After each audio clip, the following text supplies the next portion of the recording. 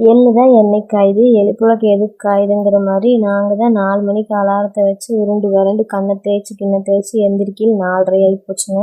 அதே தூக்கத்தோடு போய் அப்படியே ஒரு காப்பி போட்டு குடித்தா தான் தூக்கம் போகணுன்ட்டு நேராக போய் ஒரு காப்பி போட்டு ஆளுக்கு 1/2 டம்ளர் குடிச்சு போட்டு அவர் கிளம்பிட்டாருங்க. எங்கடா 4 மணிக்கு கிளம்புறாங்கன்னு தானே பார்க்குறீங்க, நேற்றே சொன்னேன்லங்க நாங்கள் புதுசாக 2 பேர் வாங்கியிருக்கோன்னு, அவங்கள வாங்குறதுக்கு தாங்க. அவர் போன வாரத்துலேருந்து போகிறேன்னு சொல்லிட்டு இருந்து அப்புறம் எப்படியோ நேற்று ஒரு வழியாக போயிட்டாருங்க. சந்தைக்கு தாங்க போய் வாங்கிட்டு வந்தோம். நானும் மனசே இல்லாமல் தாங்க இருந்தேன், வாங்குவாருங்கிற நம்பிக்கையே இல்லாமல் தான் இருந்தேன். அப்புறம் வாங்கிட்டேன் அப்படின்னு ஃபோட்டோ அனுப்புனாருங்க. அப்புறம் தான் ஓ வாங்கியாச்சு அப்படிங்கிற மாதிரி ஒரு நிம்மதி வந்துச்சுங்க. அப்புறம் இவங்க 2 பேரும் நல்லா நல்லா தாங்க இருக்கிறாங்க. இவங்கள பார்த்து எங்களோட குட்டி நாய்க்குட்டி தாங்க சும்மா உழைச்சிட்டே இருக்குது.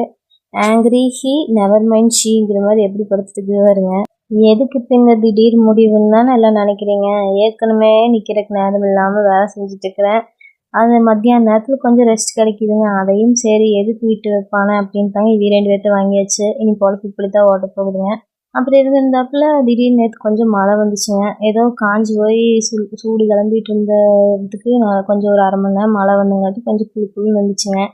ஆனாலும் மழை நின்றதுக்கப்புறம் எச்சா சூட்டை கலப்பி விட்டுருச்சுங்க. உங்கள் வீட்டில் மழை வந்துச்சான்னு கமெண்ட்ஸில் சொல்லுங்கள்.